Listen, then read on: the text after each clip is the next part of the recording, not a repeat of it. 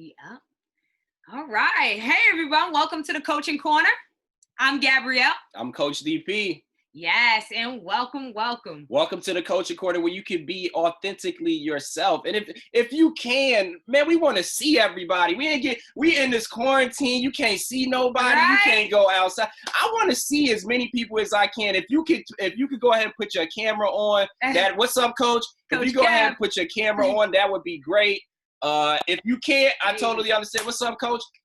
If you can't, I totally understand. If you ain't get your hair done, if your lineup is not sharp and you don't really want to get on camera, I can totally understand that. But if you can, we would love for you to come on and use that video for us. But today is very special. As most of us know, we always do these coaching corners to just share information, to network with one another and build relationships. Mm-hmm. During this time period, a lot of coaches have expressed that it's been tough to build relationships. Obviously, we don't have all of the face-to-face things that we were used to doing and accustomed to doing. So we're doing stuff a little bit different, and we have different guests on. And today's guest, oh my God. Oh my God. So first of all, I ain't even know. I went to go work for Michelle Clark Hurd at the University of Louisville when I first went there. So I was at Kentucky State on the men's side as a manager. My uncle was the head coach there, Coach Tom Patterson, basically got me into coaching. And I've reached over and I've developed a relationship with Coach Hurd. Now, Coach Hurd is very special because she took me in as her own son. And I'm not even fronting, like a real son. Like, I've been to the house, basically lived at the house. You know, I've been with moms. We done helped moms move before. Man, everything. Lou is my boy. We work out together. It's truly, truly an honor to have somebody in your corner that naturally cares for you and is looking out for you. And I've learned so many things, not just about basketball, but about life when it comes to Coach Hurd. And she's taken me in just like a son. And words can't express what she means to our family and how much this call means to us to be able to share her insight and just let her share her story with you. But I'm gonna stop before I get all teary-eyed and I start crying because I got my mama bear on the call. So I'm gonna go ahead and let her do her thing. I'm gonna go ahead and pass the mic. Well, first I just want to say thank you all so much for allowing me to be here. Thanks for everybody tuning in and just coming to have a chance. I always say this is a great time to fellowship. That's what it's all about, having that opportunity to just share, talk, and I'm blessed. I'm very blessed, and to have the opportunity to share my story. As DP just said, my story is a little different than everyone and how I got here. But I'm very fortunate that, I started out I played at Western Kentucky. And that was back in the day when we was pretty good. I was very fortunate that played on a top 10 team my whole career.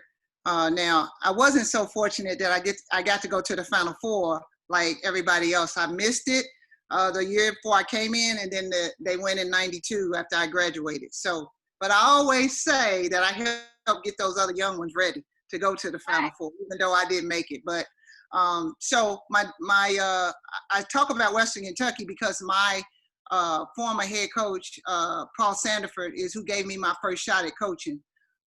Never thought I would be a coach, never dreamed of that's what I wanted to do. But all in all, I never knew when I was hosting all those recruits in college that he was really finding that niche that I really had. And I just love people. I love people. And let's go back a little bit. He left Western Kentucky and took the job at Nebraska, called me up. I got my degree in recreation and a minor in child psychology.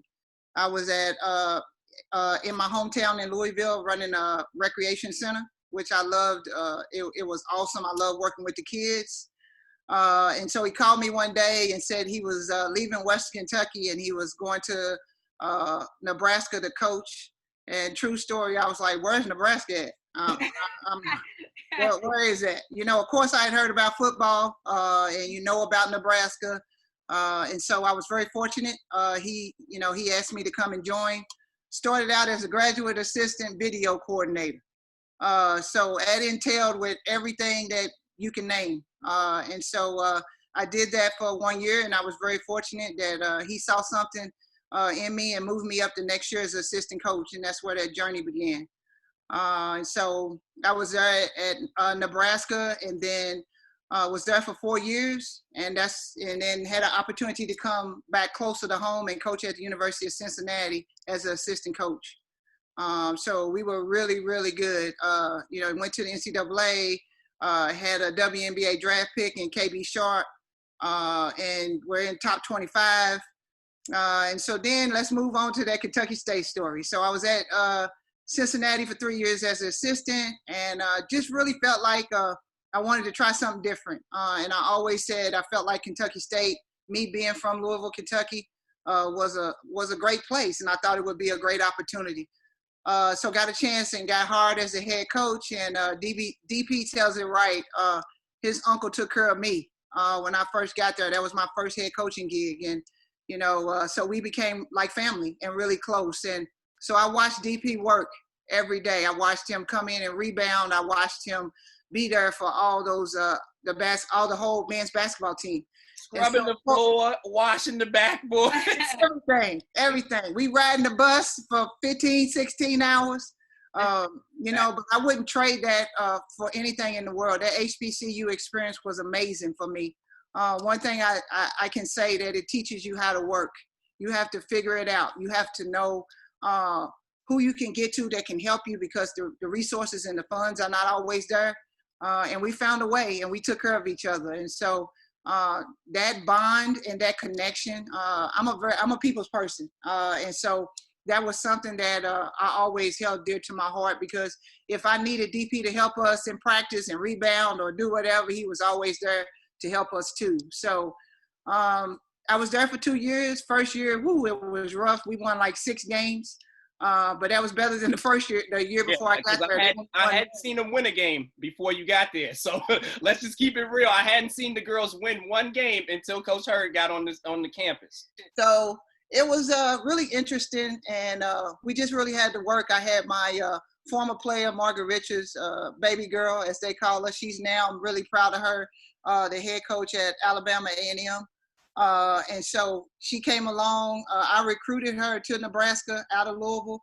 And so we just had that relationship, and man, we just went to work, and we ended up getting players. And the next year we had the second largest turnaround in Division II basketball that year. We won 19 the next year. And then that's when Jeff Walls came calling, and he got the job at the University of Louisville, and didn't want to leave because I really felt like, I was building something. I had promised a lot of those girls that I was going to be there and stay, but I also wanted a shot before I could be able to be a Division I head coach. And so I went to my AD, and at that time, Dorita Radcliffe, shout out to Dorita, and she is now at the University of Arkansas. And so I asked her, would it be wiser for me to stay at Division II as a head coach and win and try to get to Division I, or would it be better for me to go to a BCS school and be an assistant and try to get there from that way? She told me, give me 24 hours and I'll come back and tell you. I'll put some calls into a lot of my friends in the business. And that's what she did. And she came back and told me, you got to go. So the hardest thing I had to ever do was tell those kids that I was leaving. But the greatest story that comes from that Kentucky State story is that team we put together the next year went to the NCAA. So it was a lot of growth, and it was just amazing. And then, Jeff and I worked together at Nebraska. So we were family. He's like my brother, and we were really close. And so go to the University of Louisville, and everyone knows that, man, we had Angel McCautry and Candace Bingham and Shantice Wright and Des Bird. It was a lot of talent there. And then we really just built and worked and recruited, and man, we had a lot of success. I was a part of a lot of greatness. The first Final Four, greatest feeling in the world as sitting there and only 4 teams left. And that's when you start to dream really big. So I was there for 5 years, and then, decided that I felt like that I needed to try to spread my wings and get my own program. And man, I was blessed. Western Kentucky came open, and that was my alma mater. And so I ended up being very fortunate and being able to go to Western Kentucky and be the head coach, and stayed there for 6 years. During the 6 years, we won four conference tournament championships and 2 regular season championships.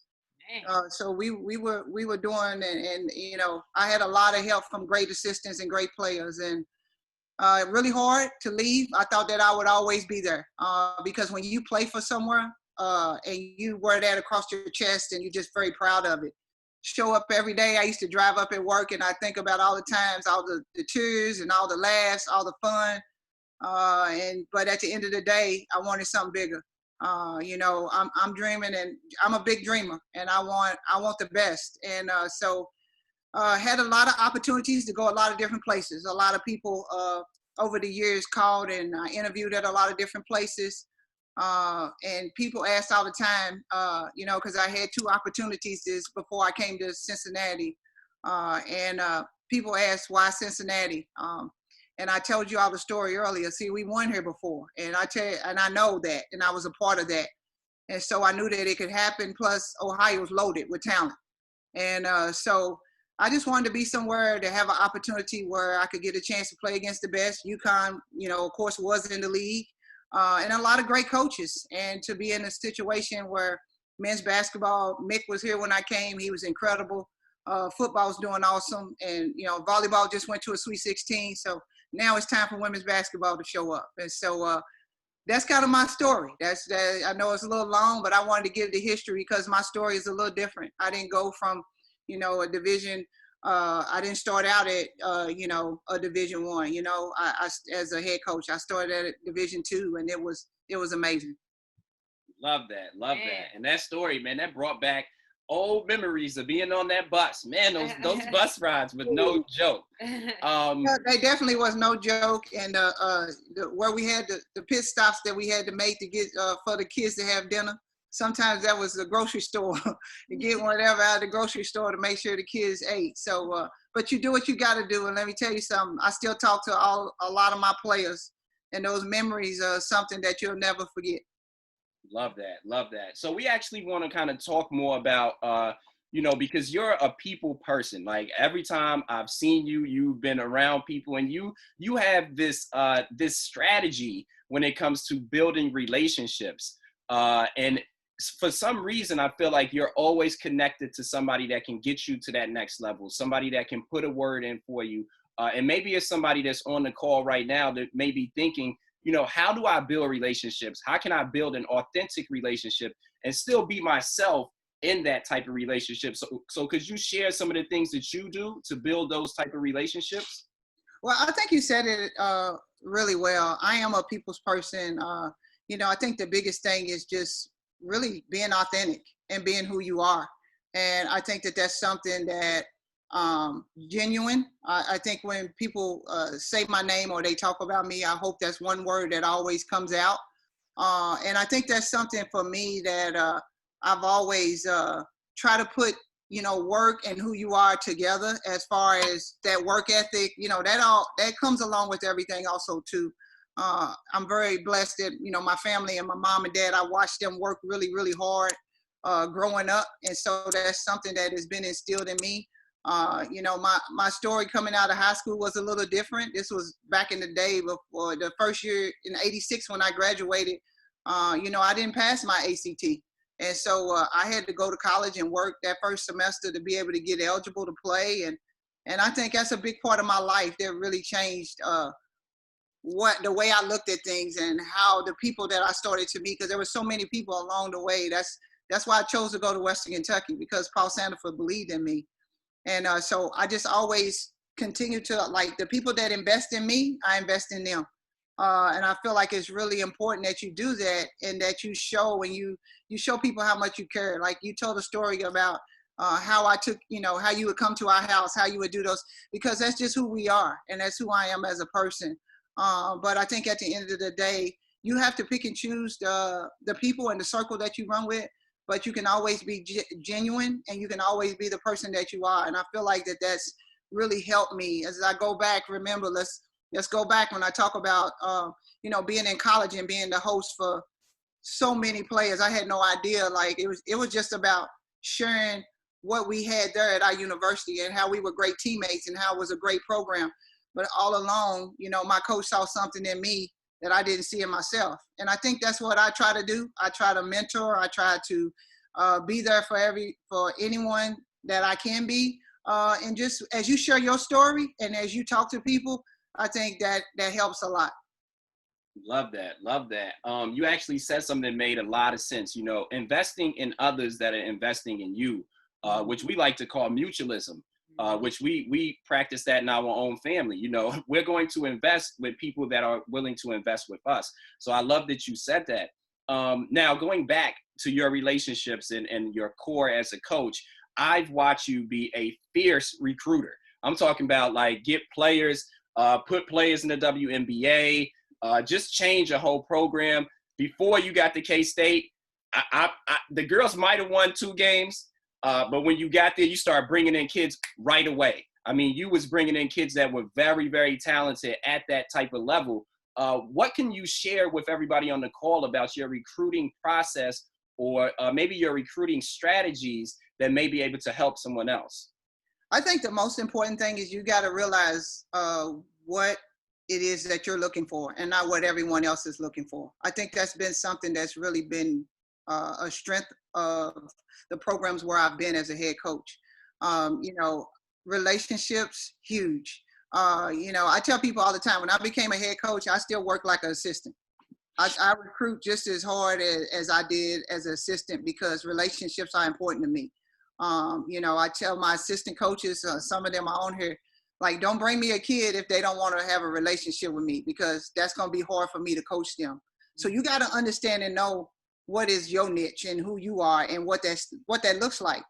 And you can't like care what other people think. And you got to have that belief in who you are. And, you know, I feel like that you can recruit against anyone, but you have to be realistic.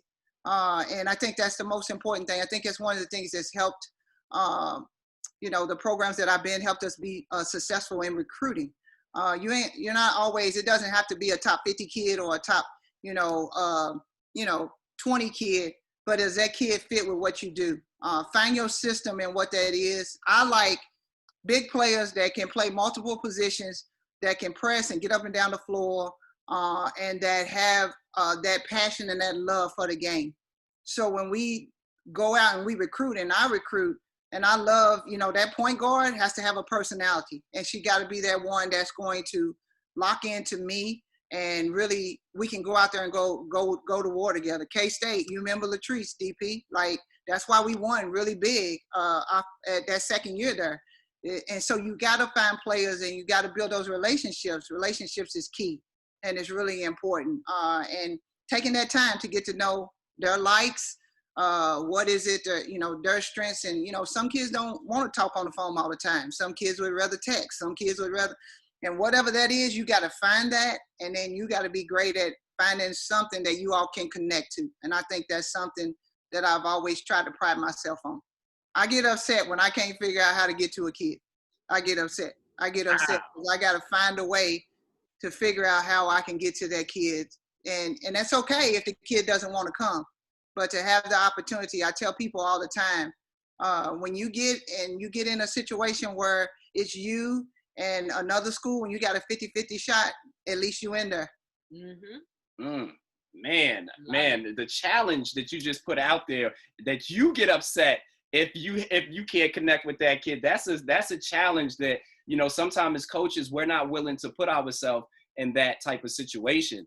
But, you know, you said something about making sure that you're building these relationships as well as still recruiting. Now, when it comes to building a team and building a program, because you've done it repeatedly over and over again. I remember when I was at Marshall and we was playing against Western Kentucky, I was like, man, let me get this scout. Because I'm trying to win this game. Like, I'm taking this very, very serious. But, man, you always had a good team. What are some of the team building strategies that you've been able to implement to increase your team performance and your team culture? I think the biggest thing is you always gotta have I talked about it earlier, a point guard, someone that like really believes and sees your vision. And then, you know, I've been very fortunate. You talked about the Western Kentucky days. When you can have two or three players on the floor, that's one thing that I learned from Paul Sanford. If you got three players on the floor that everybody has to be guarded on the floor, you got an opportunity and a chance where you're gonna have a chance to win.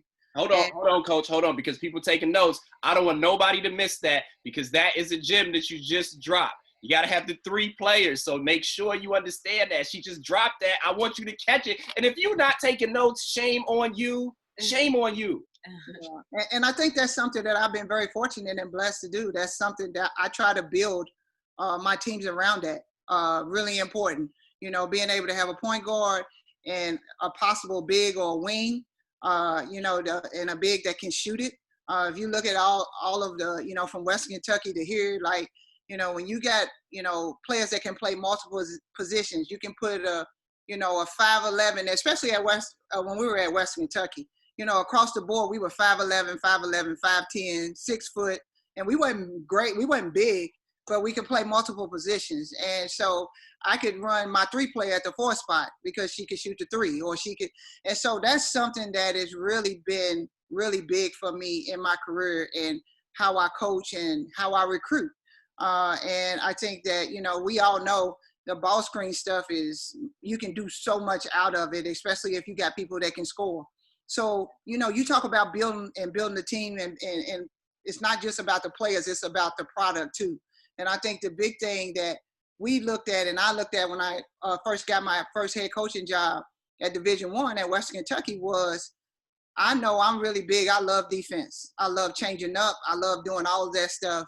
But I wanted to make it where I could control the defensive end, but then to give the freedom to the players on the offensive end. So if we're pressing and getting up and down the floor and we're doing things, and transition game, of course, is what we love to do. But when we get in that half court set, they not looking at me every play. They running ball screen stuff, and they know the options. You can only go to the ball screen so many ways. And so what they gonna do it, if they hedge it or they switch it, and we practice those options, and they love playing in that system. And I think that that's something that really has helped myself as a head coach and helped our teams win. Man, when you do it, you just said that ball screen offense. I just had a flashback of when y'all was running that rise ball screen, and we was at Marshall, and you had the big that could pop out and shoot it, and I was like, oh my God, what are we gonna do? What are we gonna do? Nah, but I think Ivy dropped like 30 something on y'all, DP. You don't have to think. She did. Okay. She did. You ain't got to think about it. I was just going back a little bit thinking about that. Yeah, she did. She did. She killed us, but it's all right though. I still love you. So what would you say is one of the things that separates you as a coach? Looking into your coaching experience, you've been very successful at every university that you've had a part with, whether you were an assistant coach, a GA, whatever it was, that it was a successful situation. What do you do as a coach that kind of separates you? I would say, and I feel like I learned a lot of this from Jeff Walls, but in my own way of who I am, transparency, being honest, man, I'm real. And the girls, they know, I tell them from the beginning, just the transparency and the love. So the balance of being real with them and being like that other mother, as you say, Mama Bear, it ain't changed. But also just loving them and helping them understand and know that relationship piece is never going to change, whether they score a basket for me or they miss a shot or they miss a defensive assignment, that I'm still going to be that person when that same person. And I think that's really helped me a lot. But I put a lot of time into it. I text my kids all the time. I'm sending Bible verses. I'm doing whatever. So that relationship can build. And it's really important so that they trust me, even when they don't see what I'm talking about. Taking over here at Cincinnati was, they won 19 games before we got here. So it wasn't like they hadn't won, so we had to come in and really talk to them about, we're trying to get to the next level. And so it wasn't easy, and so I had to make sure that, every single day I was trying to find a way to get to, different players, to build them up and get them to understand that I just need them to give myself and his staff a chance, and the things will start to work out. So I just think that's it. That when we go back, I mentioned earlier about being genuine. I'm as genuine as it can get. And I'm passionate, boy. I love this game. And I love my players. I love everyone that's involved in this program. And the biggest thing too is I never forget where I came from. And so I always talk to the players about the stories about how blessed they are. And I tell them the stories about riding the bus for 15 hours and doing all those things. And so just the transparency, I think it's really helped me. I tell the kids all the time, I call a spade a spade. They know that. And we don't have a ton of rules. I tell them I'm gonna treat you like an adult until you show me you can't act like one. And I think I learned a lot of different things along the way. But to be that way, you have to make sure that you have that relationship with your players where they understand and know that you're being genuine. Love that. Being genuine. That's another drop bomb that you just dropped on us. So I'm gonna ask one more question, then we're gonna open it up for anybody that's on the call to ask their question. But going back to what you said about making sure that you're actually there for the players, and that's a huge part of your coaching identity. What is one of the things that you believe from a coaching perspective is extremely important for every coach to be able to do when you think about being an effective coach? I think the biggest thing is to know that you're gonna have to take a look in the mirror. Like that there's never gonna be a time where you're gonna feel like if you go in thinking that you know everything or that you're right all the time, you're gonna struggle. I think every time, and my assistants can vouch for this, every time after we play a game, the first thing I do is take a look in the mirror. I go and watch that game, I evaluate, I come back, and I'll talk to my team about things that we probably should have done this way or we should have done that way. Because vulnerability is one of the biggest things and one of the biggest ways that you can be successful too. Your players got to know you care.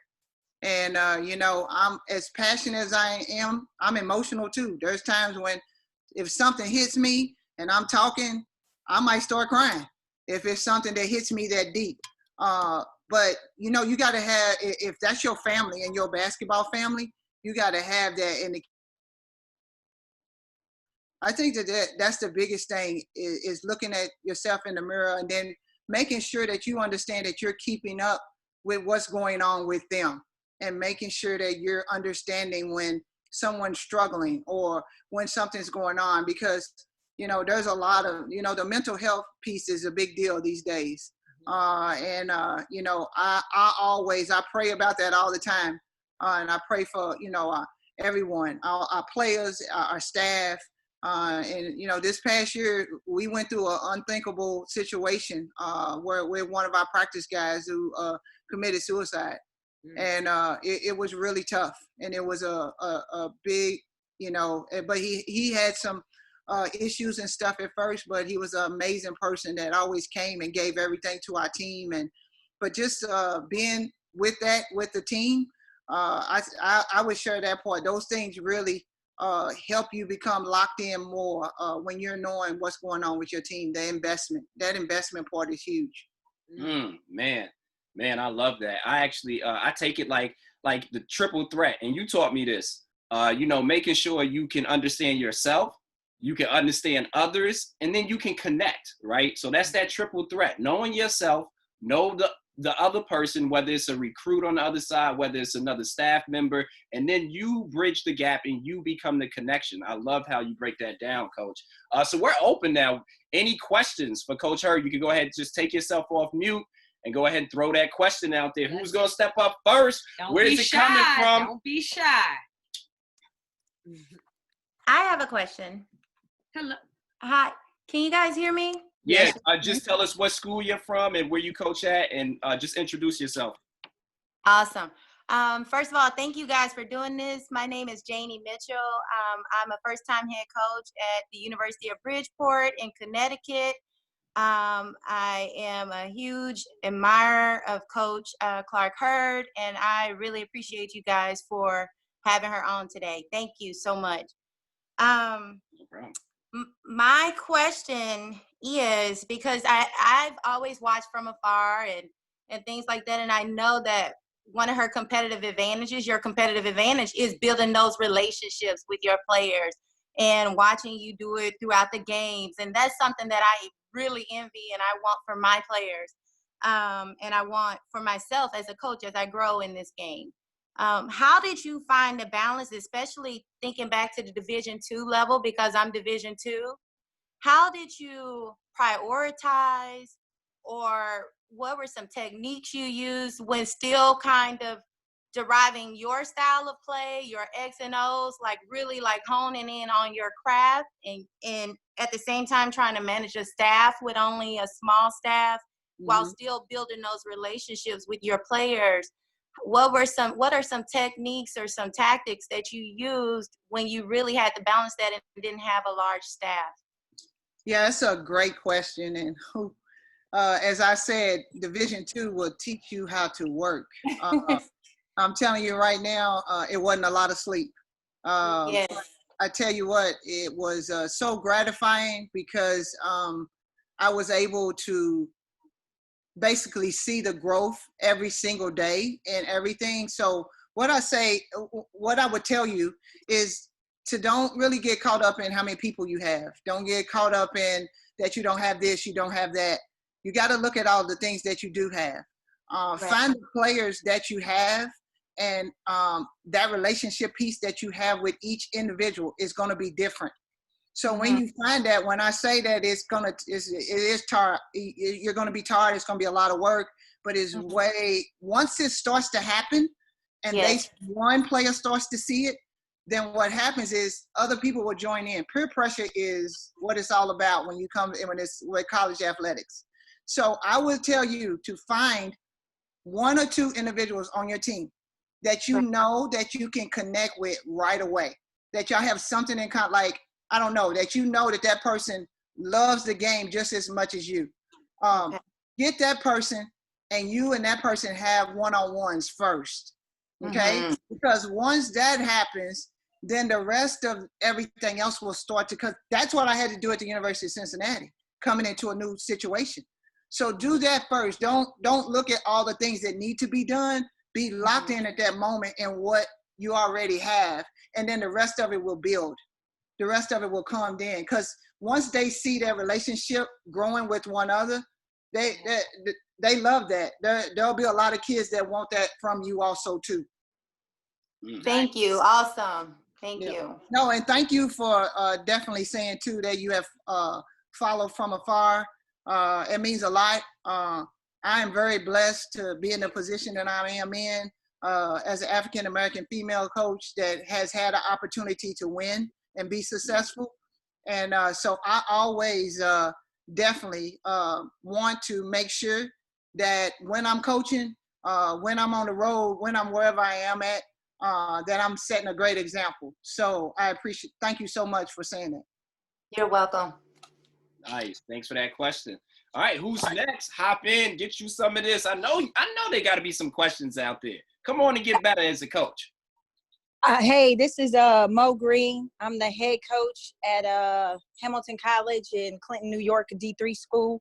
I was a long-time D1 assistant. I've been knowing Coach Herb for a long time. I done watched your journey. I admire you. I consider you to be a mentor of mine. We have mutual friends. My question is, I've been a head coach. This is going on year 3. First year, rebuilding process. We didn't win any conference games. We won 11 non-conference games. Came back this year, made the conference tournament. Finally, I felt like the kids, we really connected.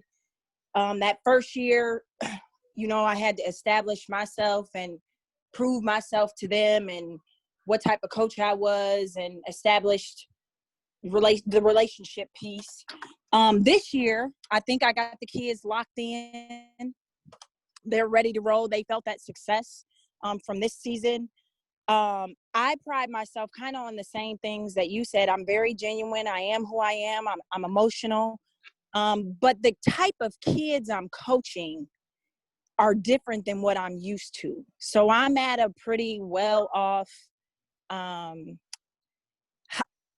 ahead, let it out. Let it out. Go ahead, let it out. Tell us. I'm at I'm at a well-off, high academic white institution.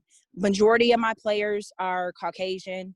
I'm trying to, mix up the demographic, which I think my recruiting class coming in, my 20 class, is a great class. It's diverse, but it's hard for me sometimes to get them to relate and understand the message because they come from such a different place than I come from.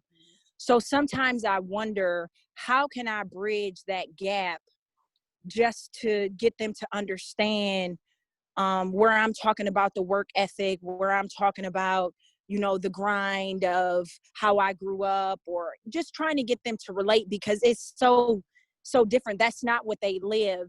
So I'm trying to walk that fine line of how to get them to understand really where I'm coming from and my motivation to want to be great and get them to want that same motivation. I think that's a great question. And I'm going to start off by saying, you remember where I said I started coaching in Nebraska, right? So at Nebraska, when Yep. when I first got there, we only had 2 African-American females on the team. So I'll share this with you. And this is when I hear you ask this question. The biggest thing that I hear is that you said you finally feel like that you all have got to that point where you feel like they're getting it and they understand what the winning looks like.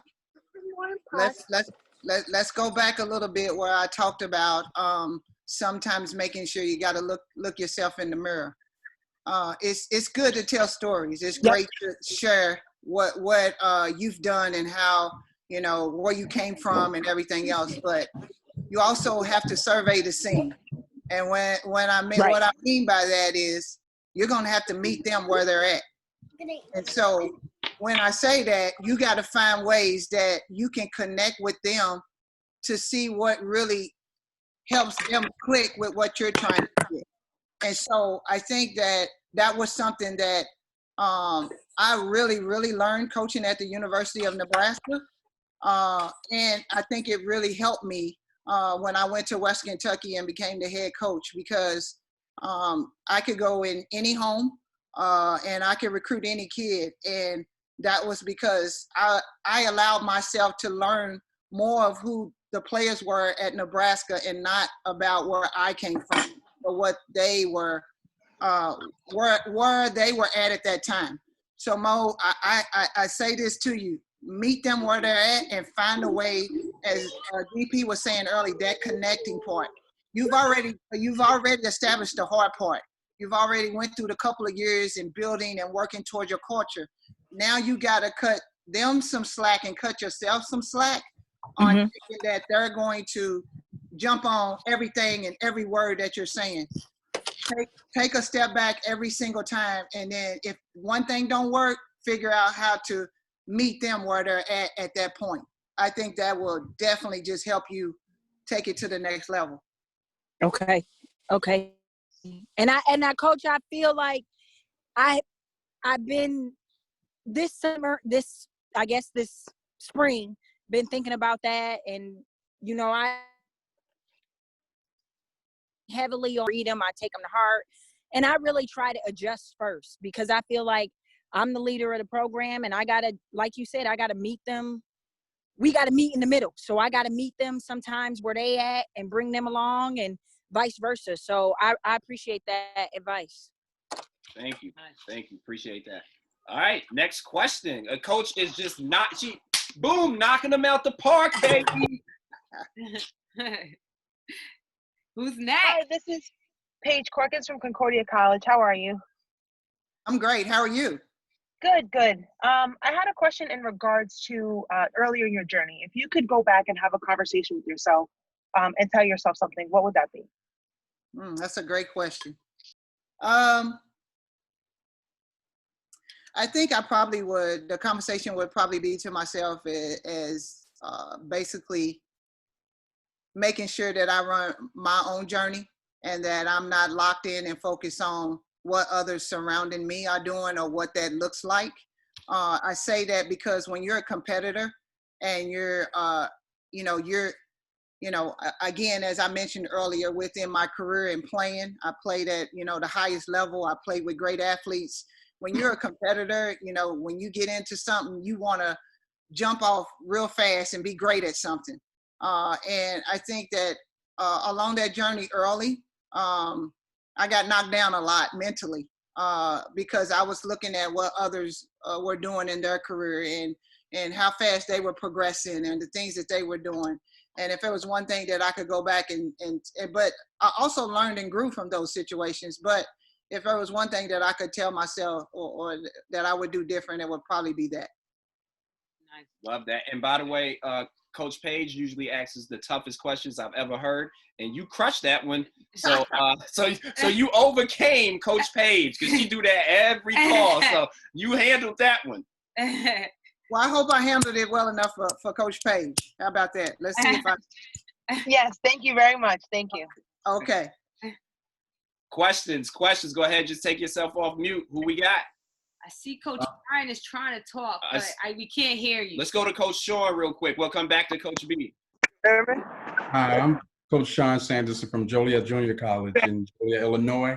Coach Hurd, you had one of my players, Naomi Mays. Yep. Yeah, so she's doing well, got her bachelor's now. So thank you. Appreciate you. Love Naomi. Loved her. Unbelievable, amazing young lady. I still keep up with her. I message her on social media. I do everything amazing young lady. Yeah, she is. So one of the things for me, being a JUCO Division III, probably 90% of our kids work. I think one of the weaknesses of my career has been the team, not motivation, but team building. Mm-hmm. So is there any suggestions that you could recommend? For me, old school, we didn't need nothing. We did it on our own. Mm-hmm. And having an all-male staff with young ladies, with all of the distractions, with social media and stuff, I just say, hey, you know what? We'll figure it out as we go. But it never works out. I think there's so much, you're right, like with the social media, just so many different things out there. But I think the biggest thing is, not really looking at that you all are all male staff, but looking at how you all can get them to connect. And I think the biggest thing is trying different things. And, girls love interaction. They love that piece of being with their teammates and, laughing, making fun. So it's so many different things out there that you can do. And I think that's something that we as a staff are always trying to brainstorm on. And we just come up with all kind of things that we see other people doing too. But, I think starting off small and maybe getting something where that they know that's coming, where they get excited about it. Like, for instance, for us, we started where we would do Jeopardy on the road with our kids, and it became the Jeopardy was about just things with Cincinnati or with the fun things, or we'd have one day it'd be about Cincinnati and then the next week it would be just game show stuff or stuff like that, because the personalities of the kids, you get a chance to see those things, and those things are not hard to set up. You all can come up with those things and and I think one thing I've learned about young ladies is they like spontaneous stuff. One day y'all supposed to have practice, don't practice. Kids, they love stuff like that. And sometimes that's hard as a coach. You shoot, we got to get this practice in and we got to make sure we're ready. But sometimes a day off and that what you can do with them makes it so much more better. So I would say just fine. And then you can email me or something. I can shoot you some different ideas and stuff that we did and different things. And I would be more than willing to help in any way I possibly can. Okay, thank you. And appreciate the passion. I agree with every coach. It's been there from day one from what I've seen. Well, appreciate it. Thank you. Love that. Yes, sir. Yes, sir. Coach Hurd actually taught me how to yell at a kid, get emotional, and then come back and coach him. and calm down and actually coach them. I learned that strategy. He does it from all Coach the time. Hurd. All the time. Him coming to me like, ah, and then, okay, so you have to do this. I'm like, what's going on here? Learn that. I would say that was not yelling. I say that is constructive coaching and like giving them and how they need to hear it at that time. Nice. Love it. And I think the hardest thing for me, or what some people see, I might come across as I'm this tough, like, or when you see me, like I'm so passionate, I'm on the side, and like I heard like some of my friends would be like, my player said, "Woo, she looked mean." And it's not that I'm mean, it's that I love what I do and I'm so locked in, and my eyes get big, I get excited, but it's because I love the game. And so, but again, it's kind of like looking in the mirror, like you got to understand and know, like you can take a kid to one point, but then at that time, where you're going to stop at to help that kid, you know, be able to understand where you're coming from. And, you know, and all kids ain't easy to get to. So it's going to always, Candace Bingham, when we went to the University of Louisville, Candace was dead set that she wasn't going to be close to anybody. She was going to just come, she was going to do her thing. And Coach, we talk about this all the time. And Candace Bingham and I are really, really close now because I just kept going at her every day, finding a way. And then finally, she kind of let her guard down, and so glad that she did, because just really proud of her and her career and everything she's done. That's DP's girl right there. Mm-hmm. That is, man, we built a phenomenal friendship over the years. Love that. Any more questions? Let's go. Get this work she's giving out. What we got? Hey, what's up, Coach? Hey, how are you? I'm good.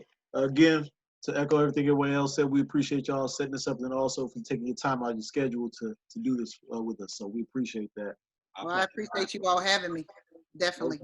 Definitely. Well, my name is Coach Brian Ward. I'm down in Cocoa Beach. I'm an assistant high school girls basketball coach at Rockledge High School. And something that I always found hard, but also maybe not hard, but I guess challenging and interesting, is that my approach on trying to create a role for a player, or taking the approach to let them identify a role for themselves. So I've tried it both ways, right? I've tried it where, hey, I look at the construction of the team and make a recommendation, talk to the head coach, and also bring my recommendations, and then boom, we set out a plan for that. Or kind of put bugs in the players' ear and see who will step up, right? Putting more of the onus and responsibility on seeing if they can take the interpretation or read how they are as a player and make a decision for themselves on what they believe their strengths are and create a role for themselves. What's your approach, and what have you found in your experiences, and maybe even some tips and tricks on how to get them to get the best version of themselves? Well, you said it right. You said it right. Tricks and some tricks that go along with that. You got to, you know, because everybody's not going to agree with every role or whatever you think that's going to be best for the team. I think the most important thing, you're right, it can be done in both ways. I think the biggest thing is about the delivery and what that looks like. And, you know, if you got a player that you know that she is really wanting to be that player that's going to be like the one that takes the most shots, or, you know, that type of player, and you're not seeing that person in that role, then I think you have to make sure that the approach of how you talk to her about selling her on what she could be great at. And I think that's one of the things that we try to always work toward doing, and really just talking about team, but also too that it is about individuals and their growth. But at the end of the day, it's about what's going to be the best for the team. I think that's the most important thing and the biggest thing. But I think as an assistant coach, one of the biggest things you can do is your thing behind the scenes and making sure that you're selling what that role is going to be for them. And that's on a constant basis, even when maybe they don't look like that's the role that they're going to take or that they're going to be great at it. You know, one thing I've learned and one thing I know, our job as coaches is to help them get to that point. And in that is all a lot too. It's not just the physical part, it's a lot of the mental. So when the mental part comes, that's the part of you convincing them and getting them to understand why you see them in that role, if that makes sense. Absolutely. Thank you. Thank you. Love that. Love that. Nice question. Nice. We got some great questions. Oh yeah. Let's get a couple more. So let's try to get some more in. So let's be time aware and make sure we give some quicker questions so she can answer as many as we can get so everybody can get some knowledge off this call. So who's up next? Questions.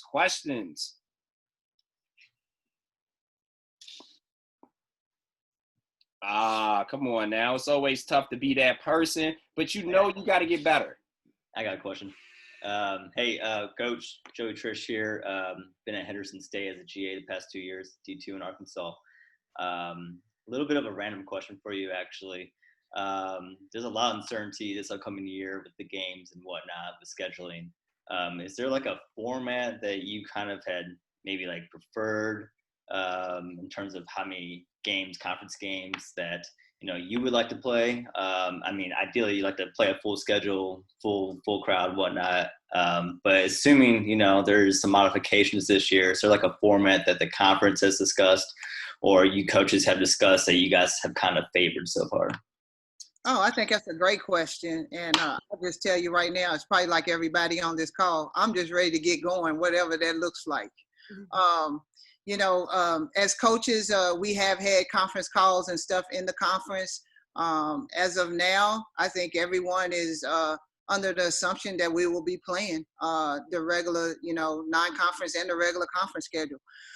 If anything changes, at the end of the day, it's all about having the opportunity to have sports. So if football gets pushed back and whatever happens and what that looks like, one thing I learned as a coach, you got to be able to change on the fly. Mm-hmm. And so whatever that is and however that looks, I think my staff and I, we're just really trying to approach the mentality of our players and making sure that their trust in us is that no matter what that looks like, that we're going to be ready to go. So I know I probably didn't answer it much. I'm just basically saying whatever they tell me that we can do and how we're going to do it, we're going to be prepped and ready and prepared so we can give our best shot. And I think that's the way the staff and I are looking at it right now. Nice. Thank you. Great question. Mm-hmm. Great question. Got to be fluid like water, baby. Mm-hmm. Who's up next? Gonna get some of this work. Coach Hurd. Hello. What's up, Gab? What's going on? What's up, Coach B? You guys on fire this whole quarantine. Coach Hurd, it's great to be on this call. Feel your enthusiasm. Hear some of the tricks of the trade. Just wanted to shout out your program. I appreciate that. I love the energy. Excuse me, I'm actually doing a DIY. I'm doing my gate right now, but I had to rush to try to get on. Last few calls, people are jumping in front of me, so forgive me. But what's the question, B? Give us the question. I love how the enthusiasm, how positive you are. I can easily see why you have a lot of success. I just want to kind of just tell you, it's refreshing to be on this call with you and to kind of learn from you. I think that a lot of times it becomes a lot about X's and O's. But you're talking a lot about being a people person. I think that's the biggest thing I sell myself on as a coach is just trusting me, trusting I'm going to help you be the best version of yourself. And it's just great to hear that. Someone who does similar things, or I want to be similar to, is having a lot of success with it. So big kudos to you. And I'm just looking forward to actually following your program going forward. I'm happy that, to connect with DP and Gabby because you guys are the kind of people I want to be around and love the game. A lot of times I'm just so passionate about the game and you don't find this. So it's just great to be on this call. Great to get some of this fresh air. And Gabby and DP, you guys are killing it. I'm just still listening. And so no real question, Coach. Oh, tell me one thing. Do you recruit junior college players? And what do you look for in a junior college player? That's a great question. And I appreciate everything that you were saying. And I'm just very humbled and very grateful to be sitting in the seat that I'm sitting in. So, yes, I recruit junior college players, but it just, I haven't had a lot of luck sometimes. But meaning that, we talk about my transparency. We talk about school's very important to me. I think what I look for in junior college players, we just actually signed a couple of junior college players, a connection and the ability to understand and know what their role or how they would fit with what we're doing. And then just whoever they, some type of connection where I might know someone or I not just know them or getting to know them, but also to someone else. So that's really how I try to recruit with junior college. They have to be an impact player right away? Yes, definitely. Because if you're not going to be able to get on the floor and you only got 2 years left, it's gonna be a struggle. It's a wrap. It's a wrap on you. Yeah, and at the end of the day, I want players to be able to come into the program and be successful and be happy, especially with young ladies. If they're not happy, on the court, they're going to struggle with a lot of other things too, in school and everything else. And so that's, yes, definitely it has to be a need. When you say impact, there's a difference. I would say a need and the ability for that player to get on the floor that year they come in, definitely. Okay, excellent. And do you still make any mistakes? Being with so much success and so much experience, do you make any recruiting mistakes at this point? Definitely. And I think that's going to happen throughout your career, and you got to understand that. Early on in my career, when I made mistakes, I beat myself up. Would be really frustrated that I made, that decision or that call, but at the end of the day, it's going to happen. Sometimes you're not always going to have that fit that you think it is, and it might not be you and it might not be the player. It might just be something that's just not there for that player. So definitely still that way, but really work hard with my staff that we can make sure that we're trying to find out everything we can that those players fit me and what we're trying to do in this program. Excellent. Thank you so much, Coach. All right. Thank you. Love that. So we actually have a question in the chat from Patrick Harrison. He says, how was your basketball/recruiting philosophy adjusted, if any, from WKU to Cincy? That's a great question. It was adjusted. The level of talent that recruiting that we tried to make sure that, we have to step it up. So, we moved up from, into a bigger conference on a bigger stage. My philosophy in coaching haven't changed. I'm going to keep that. I'm going to roll with that. That's what I love. This is what we do. And we're trying to make sure that we get players that fit that system. Now, of course, coming in, we already had players that were here. And so our job as a staff and my job was to make sure that we kind of simplified things, but also had put players in a position where they felt like they could be successful. So didn't really change, but I'm one of those coaches, again, take a look in the mirror. And if I don't have all the things that we need, what does that look like? How do we help that grow? And so I think the staff and I did a great job of putting those pieces together here the first 2 years. Nice. We have a question from Facebook. How do you handle a player that can be a cancer to the team and the program? Oh, good question. Again, we'll go back to the transparency. How do I handle that? First off, I would have, one-on-one. We talk about my relationship with players. And really, hopefully, that I would have a relationship with that player enough to talk to the player and get her to understand that, hearing a little chatter, what's going on, being real, and then just really trying to evaluate the situation that way. I feel like cancer can be sometimes different ways. Is it just that player, or is it 3 or 4 other players that are adding to that? And you're only hearing about one particular player or one particular situation. I think at the end of the day, you have to be ready to evaluate the whole situation and make sure that you're talking to every different party to make sure that you're handling the situation right. Then, I always try to give kids, chances. Not going to get rid of a kid off of a first incident, but if a player is continuously doing something over and over again and it's causing a disruption in the team, then we got to part ways. And I've been, and the honesty part is a big piece. So probably after I talk to that player the first time, would have a conversation with her family, or she would have a conversation with the family. I make sure that I always keep notes on every meeting, and I make sure that I document everything, so it doesn't become a situation where it's me and her, my word against her word, and whatever was said. That's key. Phenomenal. Keep track of what you said, keeping that note. Man, that's critical. Love that. Love that. We're going to take 2 more questions. We got 2 more questions. So who's going to hop in there? Who's hopping in? I got a question. Good evening for everyone. Thank you all for, putting this all on. Thank you, Coach Hurd, and everybody else who had any parts of doing this. I just pray that everybody is doing well during this COVID-19 part. My name is Landis McCoy. I was the head coach at Johnson University, it's a small Division III school down here in Kissimmee, Florida. We had a bunch of success this year, and I'm big on personal development and personal growth across the board in all aspects of the game and in my personal life. My biggest question is, how do you balance, or how do you go about balancing your workload, your personal life, and also dividing the workload amongst the staff? Wow, that's a lot of question in one, but I'm gonna take that. Let's go first. Give you a triple double. I know. Let's go first with the personal part.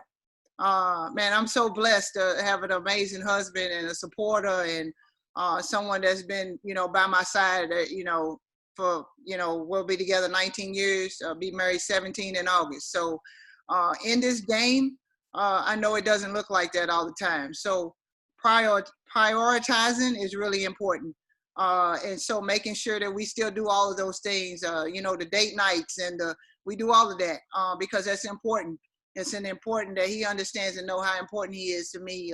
Being able to come here at the University of Cincinnati, very blessed that this past season, and that since we've been here, he's been able to travel a lot more with our team during the season.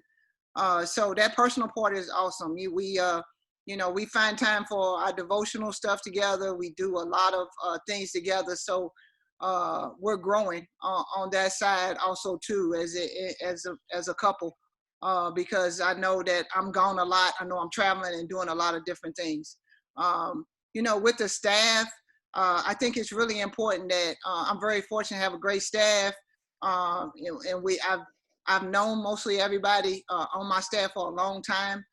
So understanding and knowing who they are and how they fit into my values and my morals, and that's really important. And so the balance of that part, and then really having that relationship where I can be transparent with them and honest with them, but also understanding that we know that we're here working for that common goal, and that's for us to get to be the best. But then also too, just having those relationships, those personal relationships with them too, where we also, it's not just about work. So I really try to make sure that I can balance that also too, because I have a lot of different personalities on our team. Have a former player, Melissa Kobe came with me from Western Kentucky. Serena Dixon, we go way back. That's Kentucky State when she was at Lane College, and then so it's a lot of that. But I think it's all about prioritizing and making it important. All of those things are important to me. I know without all of those people around me that I wouldn't be Coach Hurd who I am, the successful coach. So all those people are so important. So I make sure that I don't lose sight of that. And sometimes, you just got to make that time. And I think that's the most important thing, prioritizing. Thank you.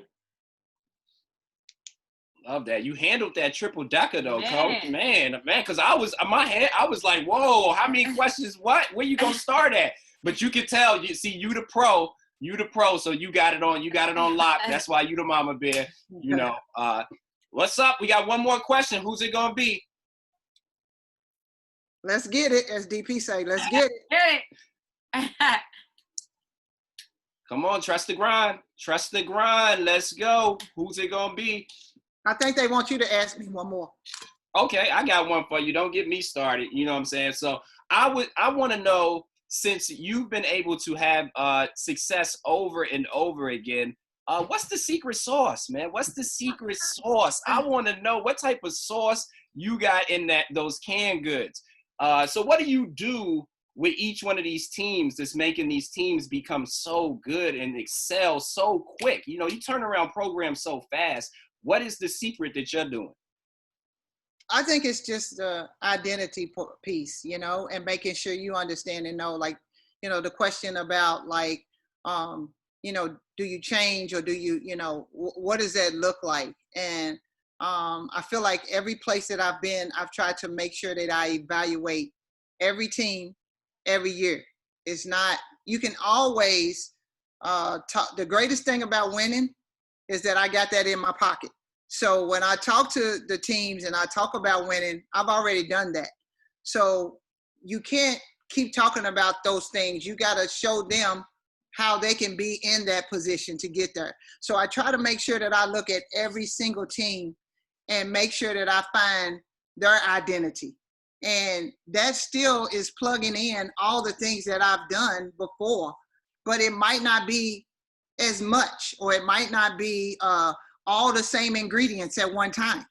And so I think when you do that, I think that's been something that has helped me become very successful. And I just said it a few minutes ago, all the people that have surrounded me, it's about them and them building me up and also helping me and like being there for me, and me knowing that I don't have to handle everything by myself all the time.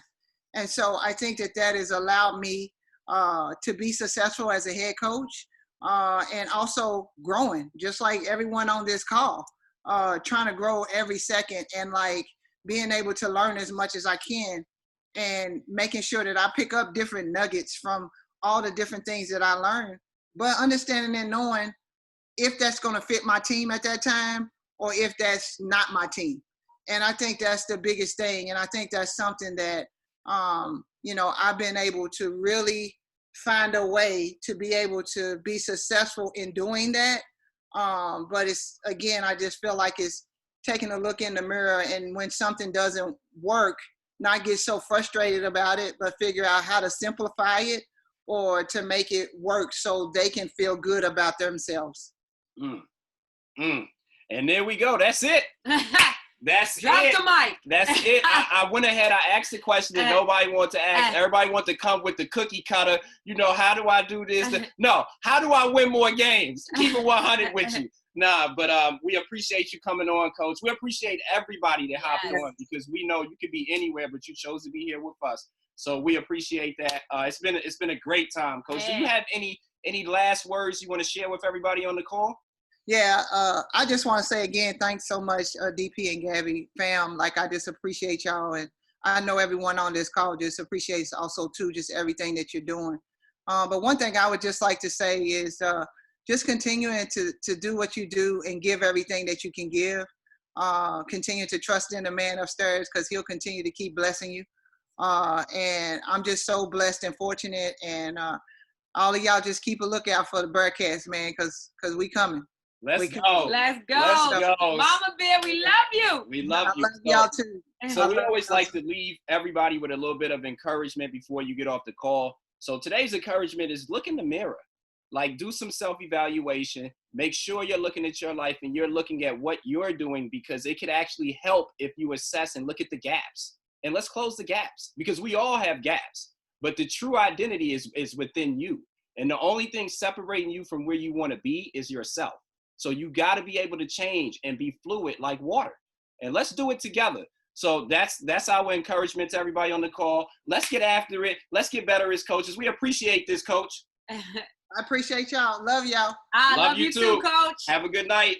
Bye, everyone. Everybody's saying thank you to you in the chat, Coach. All right, thank you. All right. Nice.